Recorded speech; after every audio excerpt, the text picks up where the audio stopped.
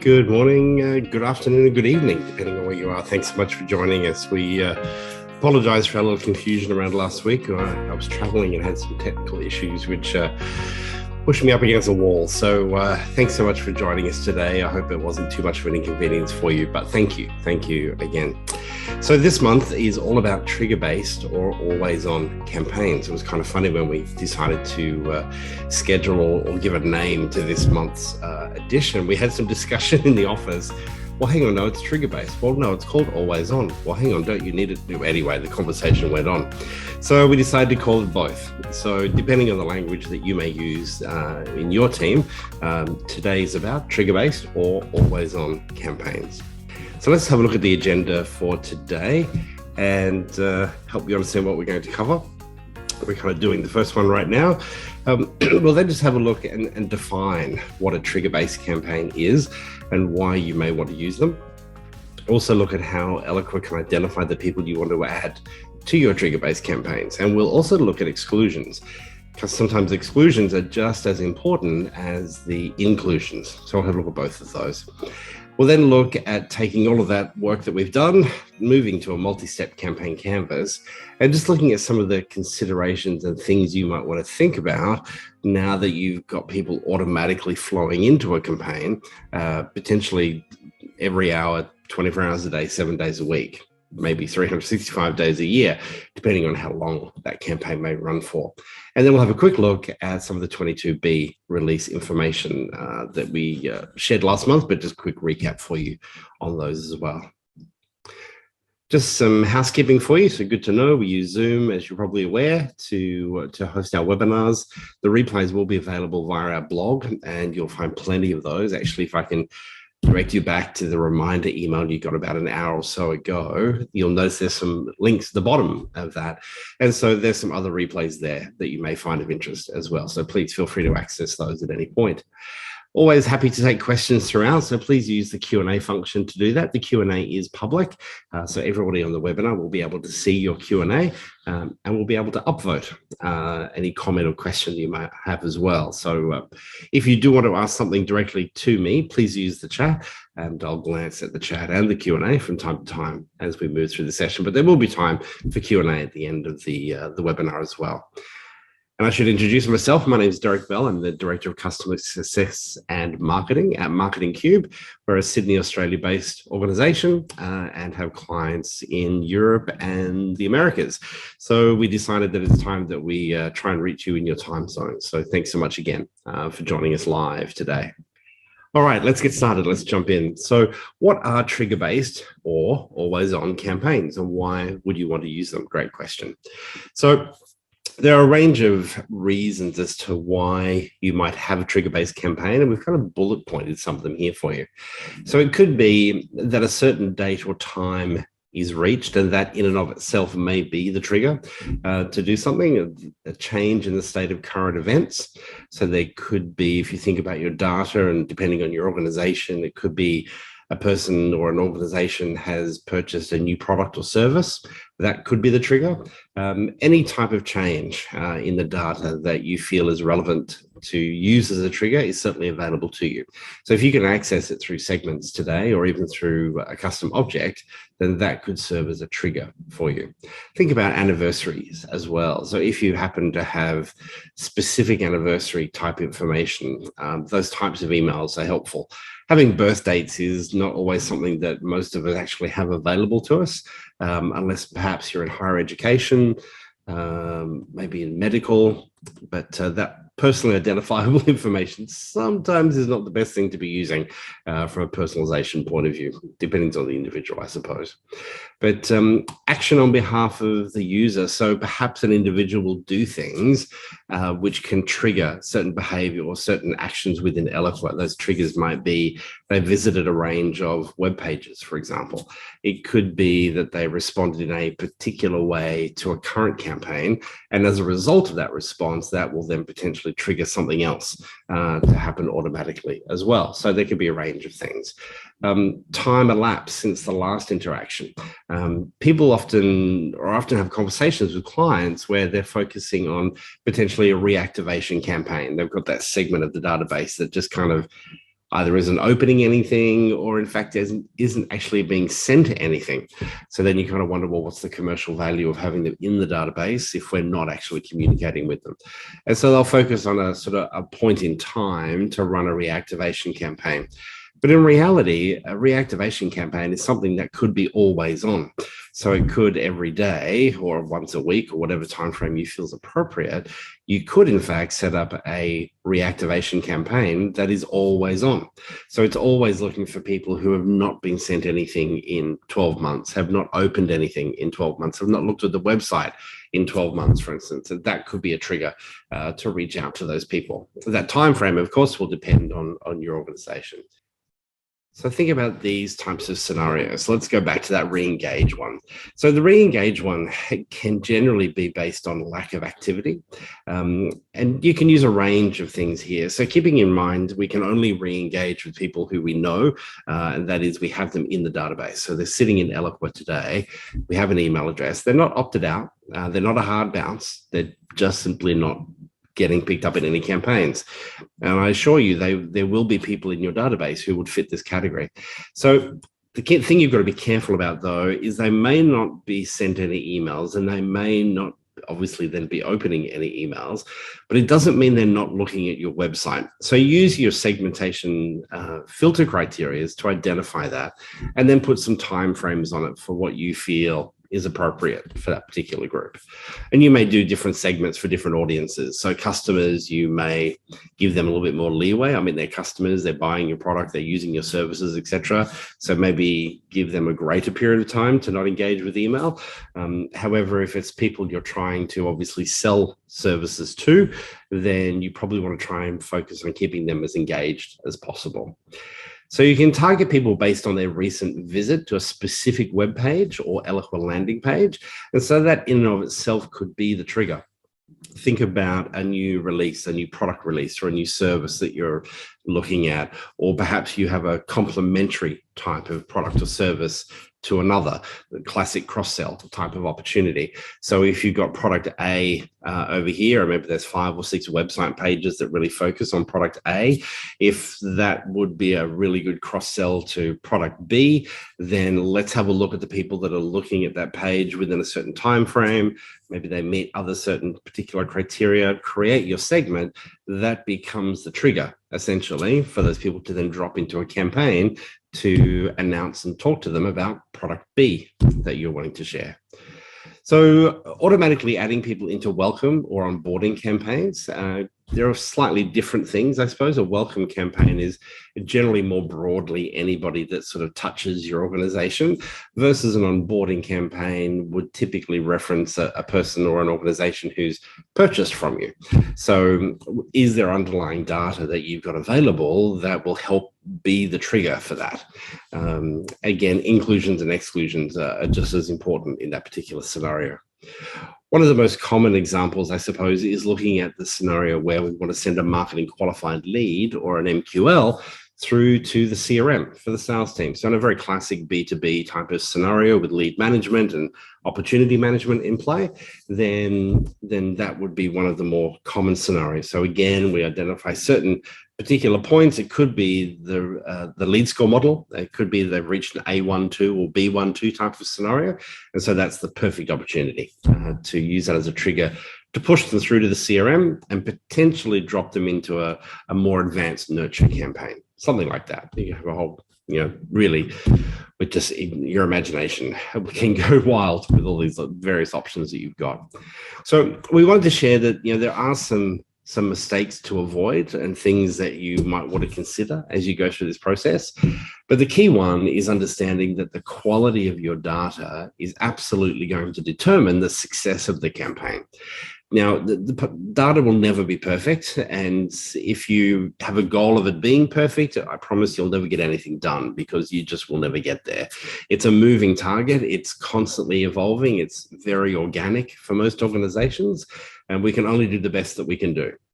So what we have is the ability to use things like defaults. So if you think about field merges and dynamic content and those sorts of things, there must always be a default. So if somebody doesn't meet the criteria of any of the rules that you've created, you've always got a default position to sort of fall back on there. The frequency is also really important, and this is something that can be overlooked sometimes when a person is creating a trigger-based campaign. Let me give you an example. So for many of you, depending on how you subscribed to the user group, you may have come through our website. If you've come through our website, you would have seen the invitation to subscribe. You've obviously done that. You filled in that form. We use the form. Actually, no, we don't, sorry. From the form, we push you onto a campaign canvas. And from the campaign canvas, we then send you one of two confirmation emails. And those confirmation emails differ slightly based on whether you're a customer of Marketing Cube and Eloqua, or you're a customer of Eloqua and not currently a customer of Marketing Cube. So we use some shared filters and underlying data to determine that and send out the relevant emails. Then from there, we push you onto a second canvas where you go through an onboarding process, which is essentially welcoming you to the user group, explaining to you what we cover, the types of topics we talk about, inviting you to participate and contribute, et cetera, et cetera. But the time that takes will vary. So typically the onboarding portion takes about 5 or 6 weeks, but there can be different things. So every month we're running the user group. And so we have a little bit of a window between when we launch the invitation, let's say it's 3 weeks or 2 weeks out from the webinar. And in that period right there, other people will often subscribe to the user group. And so we use the filters to find out who those new members are and bring them into the webinar. So they may have literally subscribed on 10 o'clock on a Monday morning. They've subscribed, which is great. Then we've managed to pick up that we have a new subscriber. So we bring them into the campaign canvas for this month, but we actually wait a day, I think it is. We wait 24 hours. We don't sort of hit them straight up, because otherwise, with all the automation that's happening in play, you would receive your confirmation email for thanking you for subscribing. And then literally within 10, 15 minutes, you would then immediately receive an invitation to join us for this month's webinar. Look, and in some cases, you may feel that's completely appropriate. For us, we'd like to give you a little bit of breathing space between those communications, but it is all automated. So the wait step can be your best friend, and often with a trigger-based or always-on type of canvas, you want to think about a wait step right at the very beginning, from your segment into a wait step and then into the communications, because people will come from various campaigns typically to join that always-on type of campaign. Also, then you want to think about time sensitivity. So do you want emails delivered at 2:30 a.m. on a Saturday morning? You can restrict that, and you can control that within the campaign canvas, within the email asset itself. We typically try to restrict most of our communications to business hours. As many of you know, working across multiple geographies and time zones does become a little bit problematic, but we've got a few things in play to kind of help us manage that a little bit better. I can show you that as we look at the canvas, actually. Also, carefully consider the end date of your multi-step campaign. So if this is going to be an always-on campaign, as you know, you must have an end date with all Eloqua campaigns. So what do I do? What date do I choose? Look, in this example, when it comes to always-on, personally, I find it so much easier just to put an end date as 2030. Just push it out to some ridiculous time, because the last thing you need is for your highly configured and detailed nurturing campaign, for example, to just simply stop functioning because it's the 31st of December this year, because that's what we thought was maybe a good idea. So yeah, if it's an always-on campaign or a trigger-based style campaign, and there's no reason why it shouldn't have a ridiculous end date, just go ahead and put a ridiculous end date in. That's fine. You'll obviously review them anyway. It just means you're not going to be stuck in the middle of nowhere and all of a sudden the campaign stopped at the wrong time.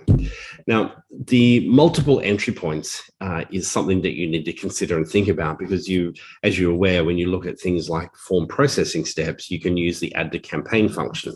So you've got your always on campaign running here, and then you'll have many campaigns that you'll be running. And it may be that it's appropriate to add people from these other campaigns potentially into your always on campaign for whatever reason.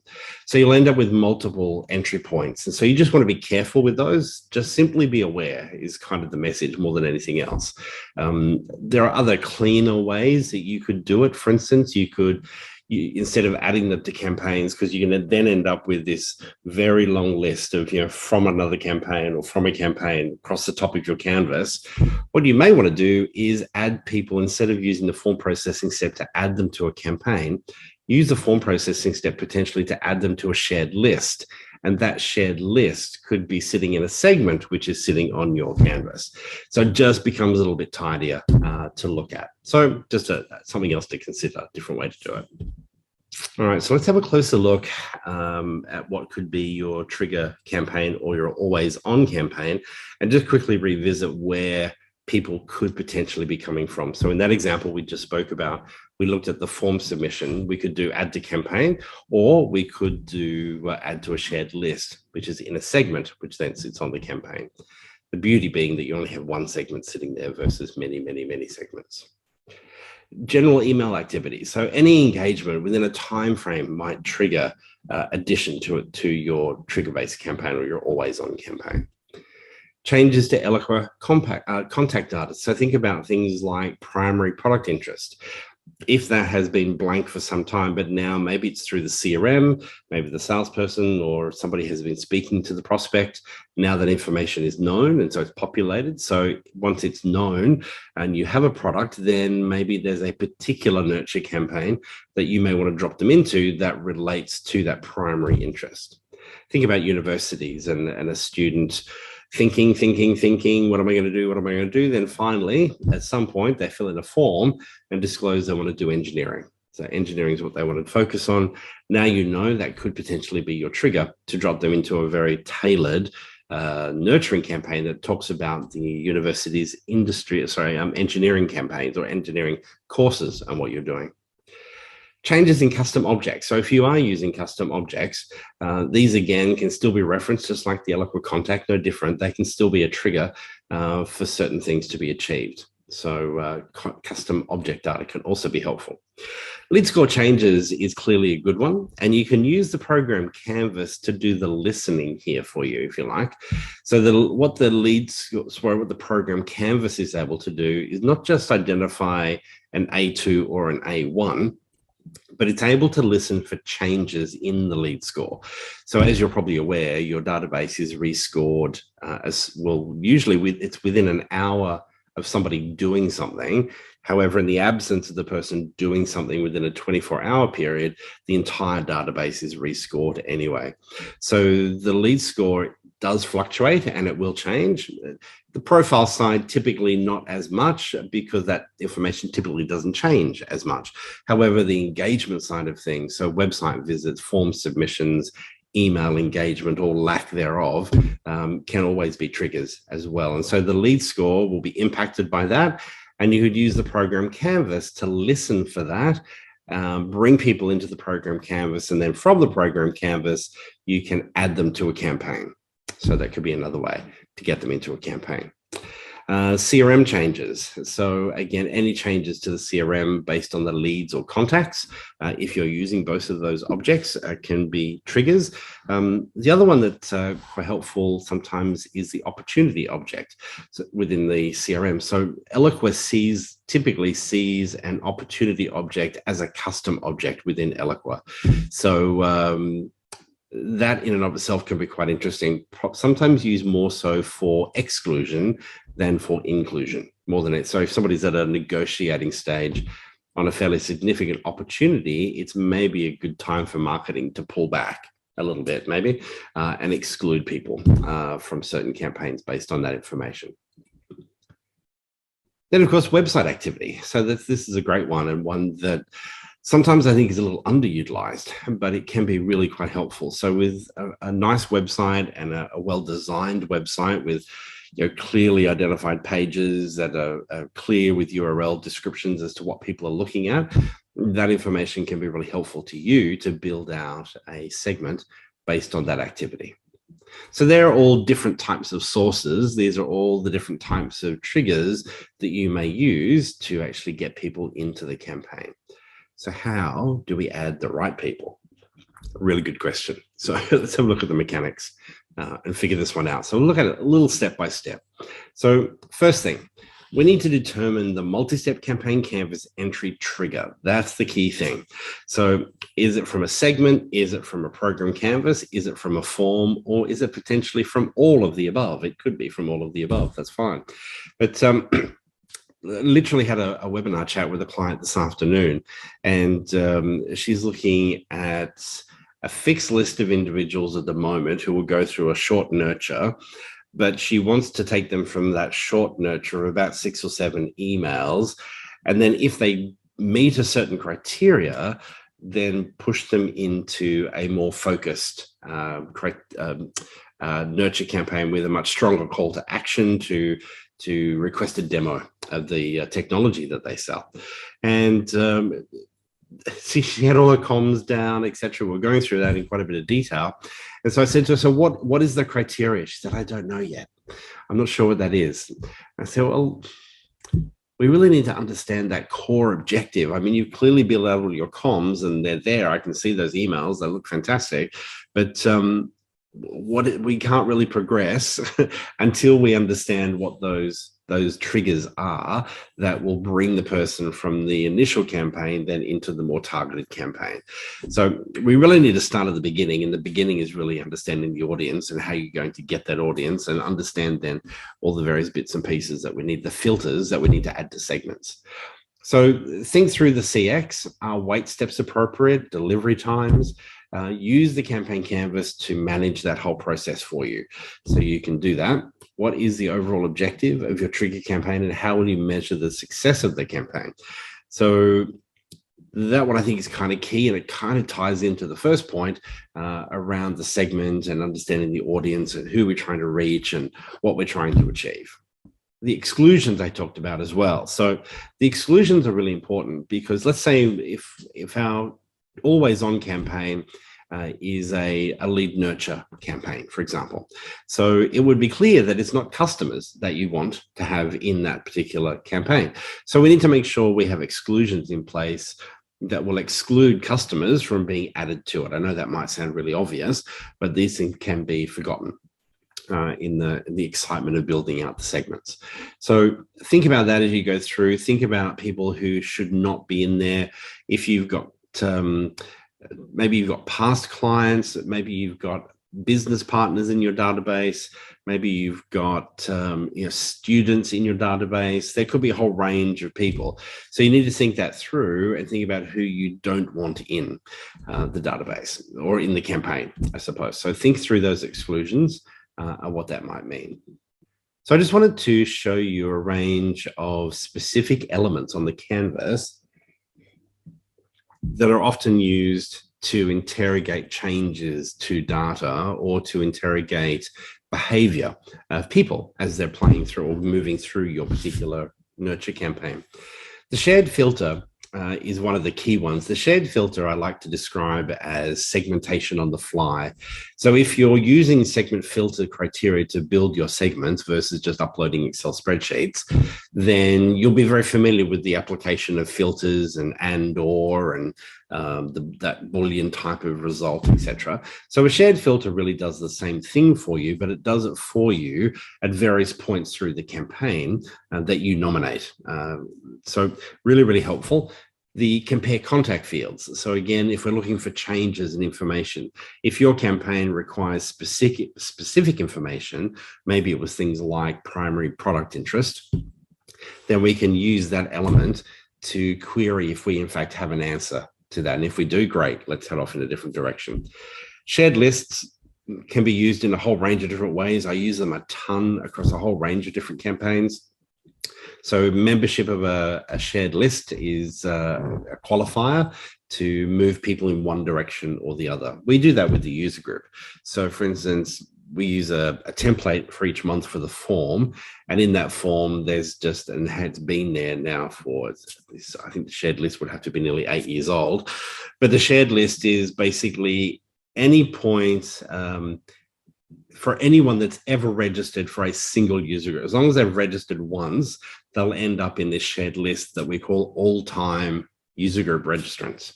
And so it's our source of truth for people who, and it's unique, as you're probably aware, so a shared list is a unique list. People don't appear in it twice. We then use that shared list in the onboarding campaign, because in the onboarding campaign, we talk to you and we say things like, oh, it looks like you haven't had a chance to join us yet, or it looks like you haven't had a chance to register for the user group yet. Well, how do we know that? We know that because you haven't appeared in any of the, or you haven't appeared in that particular shared list. And so that can be a great thing to do. It really gives you some really strong or really good ability to tailor communications. They're just magic things. I couldn't survive without shared lists in Eloqua. Visited website. So keep in mind, visited website is looking at any page across your website. It's not asking about a specific page or group of pages. It's just simply that they have visited a website where you have the Eloqua tracking code installed. So different to a shared filter. A shared filter would enable you to list all of the, I'll use the university example again. Maybe there's 5 or 6 pages from the engineering school, and obviously with their unique URL. So we can take those 5 or 6 URLs, drop them into a shared filter. So now instead of asking, did they visit the website, we're asking the question, did they visit any of the pages that relate to the School of Engineering? So it becomes very specific. And so a shared filter is how you do that. So just as we look at compare contact fields, we can also look at compare custom objects as well, all the same type of information, and submitted form. Remember with submitted form though, it's only asking the question, has the campaign member in this campaign that I'm looking at on my screen, have they submitted the form in the context of this campaign? It doesn't cover off, what's the easy, an event is the easiest way. So let's say, let me look down our list of guests. So I can see Lauren is with us today. Hello, Lauren. So let's say, for instance, I send an invitation to Lauren to attend a webinar. Lauren registers.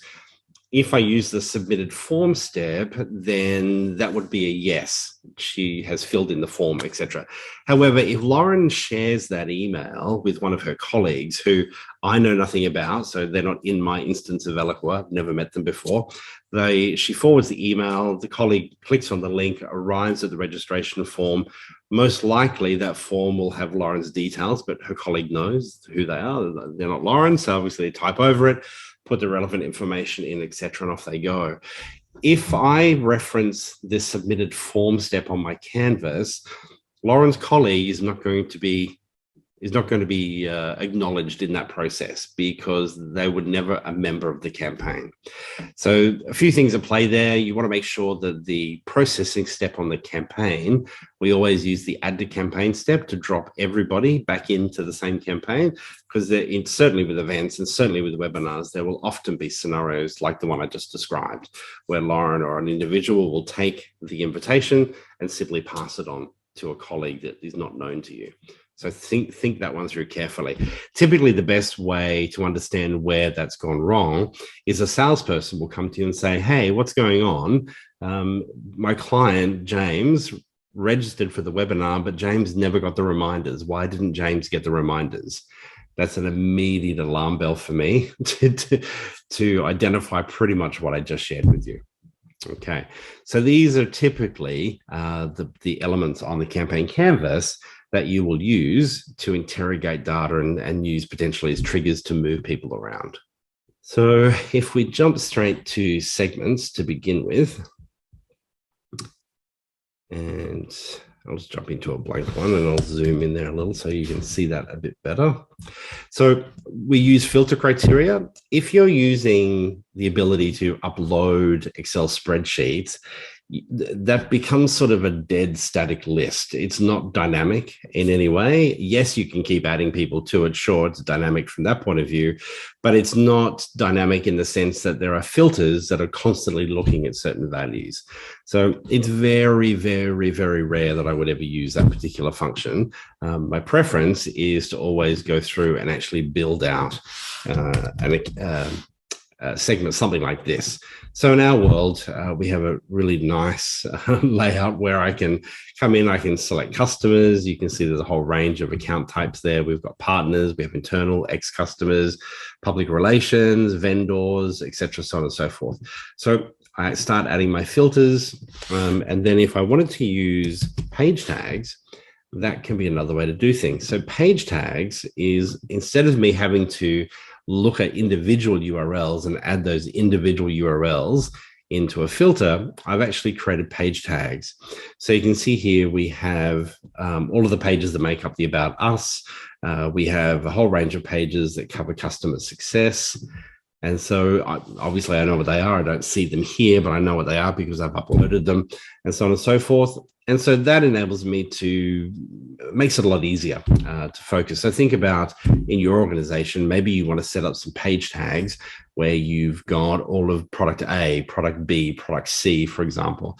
In the universities, it's really quite simple. You would probably want to set up page tags almost based on schools. And then potentially separate to that would be all of the pages that talk about the application process, maybe for grants or scholarships and those sorts of things. Then you can just drop them in, and it's much easier than looking at individual URLs, should you want to.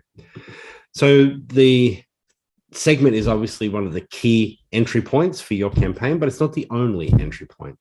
So we talked a little bit also about programs. So if you're looking to create a program on the program canvas, it would be referred to, I was talking about lead scoring as examples. So here we have the listener, and actually I'm just going to save that for me to get that to do anything. Okay, so now I can have a look. So you can see here a lead score model. So what it's asking me to do is to locate a relevant lead score model that's appropriate. So let's choose this one here, and I select add. And so essentially what it's doing is I can listen to increases or decreases. So if we're thinking about a program where we're trying to identify more marketing qualified leads, then you could look for increases. Now, an increase means they could have gone from D4 to D3. Okay, so that's fine. That's okay. We've identified that they've increased. So then what you may do is use the compare contact fields to identify your lead score, and then to work out which is the best way to go. So have they reached a specific threshold? Probably a shared filter would be a little bit easier because you could group them as in a series of A12, B12 type of scenario. And then from there, you would use add to campaign. And so the add to campaign would enable you then to identify your always on campaign through the choose function, find your relevant campaign, and then add them to that campaign. So that's how you use obviously segments, using also the program canvas, and then forms. Let's have a quick look at forms. So let me show you actually the form for this month. So let's go, actually I'll go back to, let's go to June. And so in this example, I'm just going to show you, you'll see both actually here. We have add to campaign as well as add to shared list.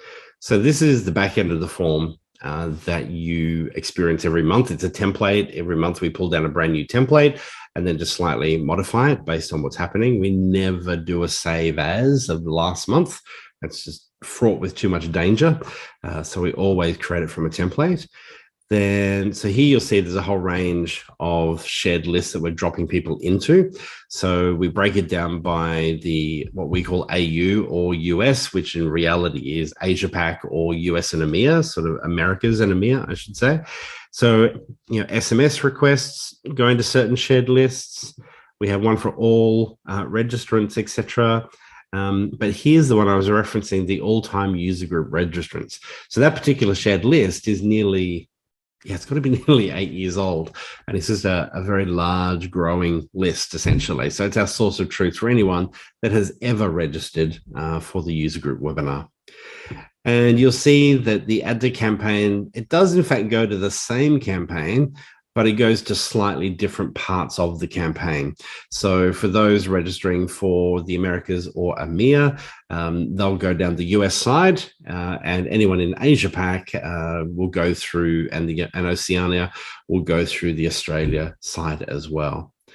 We add them to programs. So this is CRM updates, applying join dates. So if you're a brand new person that's not previously been to the user group, then we've managed to identify that and apply a join date to your contact. And you might see that on some of our communications. We put that in there for you. Okay, and I can see that there is a question in Q&A. So let me just quickly jump in. Hi, Joel. Is there a difference between using the page tags versus the page tag group in instances? Sure. So basically, you can create page tags, which enable you to put as many sort of URLs as you want into the page tags. Page tag groups enable you to take multiples of those page tags and put them into groups. So it's kind of like a parent-child type of relationship, if that makes sense. Hopefully that answers. There's some really good detailed information and the answer is no, it doesn't really make a difference. It's just saving you time, essentially, using one or the other.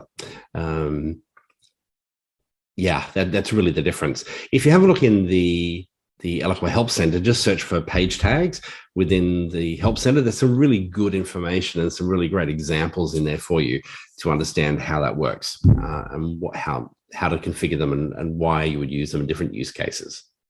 And then redirect pages. So yeah, so there's our entry points essentially into the various parts of your always on campaign.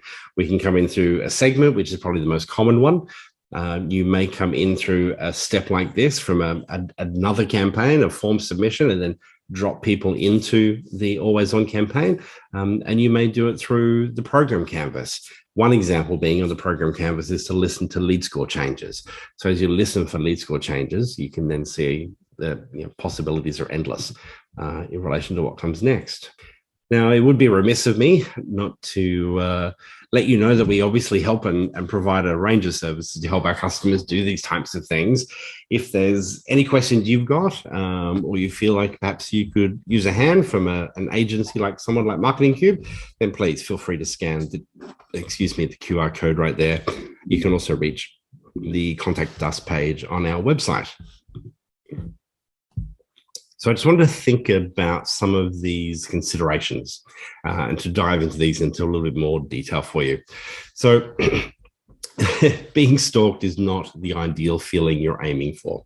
And so by that, I mean, if somebody does something, they fill in a form, they potentially subscribe to something, you have the ability to get an email to them in relation to something else that relates to what they've just subscribed, literally within minutes. Possibly not the best scenario, though. Doesn't deliver a lot of resounding yay from a CX point of view. Okay, so adding and removing campaign members from shared lists is a really helpful process that can be used across other segments and used as an inclusion or exclusion. So what I have there typically is, yes, you've got the ability to reference is someone in a campaign from a segment. You can apply filters to do that. Sometimes I just find it a little bit easier. When I have people come into a campaign, I immediately add them to a shared list. They go through that campaign, and that could take weeks or maybe even a month or so or more for them to go through that process. And then once the final email has been sent, I then remove them from the shared list. So the benefit of that is that little shared list is live and dynamic for me, which is good. And it's probably more of a preference thing than anything else, because as you know, you've got the ability to apply filters of is a person in a campaign, etc., from a segmentation point of view. It's just a preference more than anything else. So something to think about, because then I can use that same segment in a whole range of different things as inclusion, exclusion, a whole range of different things. Wait steps are really helpful to help slow down the delivery of the triggered content, as we talked a little bit about before. So it means that you're not slamming people with too much information too quickly. So you can just control the delivery of things a little bit better. Now, you can always remove people from a campaign as easily as you add them. In fact, it's probably easier to remove someone than it is to add them, because with adding them, you've got to go through the processes we've just outlined.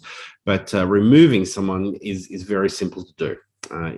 If you're not aware, just send me a message on here and I'll show you. But I imagine most of you are aware as to how to do that. So let's take a look at the campaign canvas, and I'm going to show you one of our onboarding campaigns to see a little bit of an example as to how that works and what that looks like. Okay, so let's have a look at this one. Then have a look at campaign B. Okay, so in this example, this is where people begin life. So if they can actually, we because it's what we do marketing automation, we invite people on our website to actually opt in themselves. So come for a ride and experience marketing automation through our nurturing campaign. So they can do that themselves. There is the contact us form, which is another entry point. We have a couple of other campaigns, and you can see those across the top here.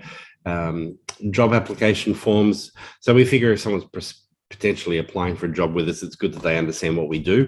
So we walk them through the process as well. This is a different campaign we have called The Art of What's Possible. And in they come. So they all drop in, etc. And you'll see there's a few things we do. We use the contact washing machine to sort of scrub the data, make sure it's as clean as possible. And here's my point here where I'm adding them to the shared list. I call it my in-play shared list. So then that one is referenced in a whole range of other bits and pieces, often as an exclusion. I might want to invite a range of people to a particular webinar. However, if those people are currently going through the nurture campaign, and it's not completely relevant, then I may use that shared list as an exclusion. So they're not included within that particular webinar invitation, for instance, or an in-person event, depends. Whole range of different things. But yeah, so essentially they come through here, and it will depend on what we know about them. Are they a marketing manager? Are they sort of a CMO level type of person? If they've disclosed that information, that'll all flow through. Are they a customer or a prospect is also identified. Let me just go over here, and you can see essentially what we're doing is we're checking to see, are they opening content? Are they looking at content? You can see the wait steps involved there. And this is one of the shared filters. This shared filter is repeated multiple times across this particular canvas. Is the contact still a prospect? So our data is pretty solid from this point of view. So we're pretty good at making sure that anybody that comes in that is in fact a customer is identified as such, and will then sort of move in relation to the campaign. Downloading previous content, a key piece of paper, or key white paper we offer, and off they go. And so they flow through. Then from there, they move over to, and we use the from another campaign. So that's the entry point for this one. And here again, what we're doing basically is trying to identify their seniority. Are they a marketing manager or a CMO type of person? Then we just deliver slightly different messages to people as they go through. And so it just repeats. The process repeats, but obviously the content is different every time as they flow through that process. And so you can see we've got people sitting here at the moment as they're sort of working their way through those various campaigns. And then off they go. So this just simply runs from a end date point of view. What have we got? This one is 2023. So yeah, I think we made changes to this one earlier this year. And we decided that in January next year, we would begin the process to refresh and review and etc. With the goal to have the next version of the nurturing campaign up and running by the 30th of June, 2023.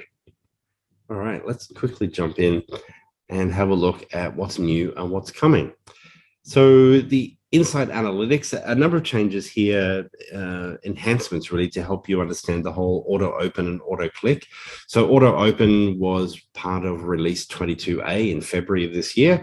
And in May of this year with release 22B, auto clicks is also something that you'll be able to see. So again, there are all sorts of software, typically in your larger corporates around security type of software, where applications are clicking on things to test links before it even arrives in the person's inbox. So Oracle is able to determine that's an auto versus a human. Unclear how, but that's the master of technology. So that information is removed essentially. So the key thing for you to understand is that when you ask the question within Eloqua, has the person opened the email and has the person clicked on that email, what you're getting is accurate responses. You're not getting auto information thrown into that as a trigger. So you can rest assured on that one. So it says here, as we said, these click-throughs are not included in the total click-throughs metric or in any associated click-through rates. Okay, so they're just not included in that process. So good to know. If you're a big user of different apps within Eloqua, so the CSS apps are now on their own schedule, which doesn't require any downtime, which is a big plus. So if you use a big user of apps, that's good news. Whoops, sorry, I went too far there. The sales tools from an Engage point of view, what you're able to do now is limit the number of sales emails that a rep can send to the same contact over a period of time. You've always been able to limit the number of contacts that an individual sales rep can send an email to at any one time. For instance, you may limit it to 30 or so. However, what we can now do is limit the number of emails that the rep can send to the same contact over a period of time. So you may give them an allotment of no more than 2 Engage emails a week, something like that. Once they've exceeded that, then the email simply won't be sent. So if you've got potentially a renegade salesperson who is trying to be the little marketing team of one, well, you can have a bit more control over that process. Automated certificate management. Now, this is primarily at this stage available for Pod 6 and 7, which I can't imagine. Well, Pod 7 is based in Australia, so that really services the Asia Pacific area. There's probably not many people on the call today who would be there. Pod 6, though, yes, Pod 6, I believe, does sit in, I want to say North America, but I'm not 100% certain. What this enables you to do is opt into a program with Eloqua, where they will be looking to help manage the automatic renewal of any certificates prior to the expiration of those certificates. If you've ever been in a scenario where someone in IT or someone in Eloqua has forgotten, they would have got the emails, but they just didn't get around to it, all of a sudden your landing pages are down, people can't see anything, emails are not rendering correctly, etc.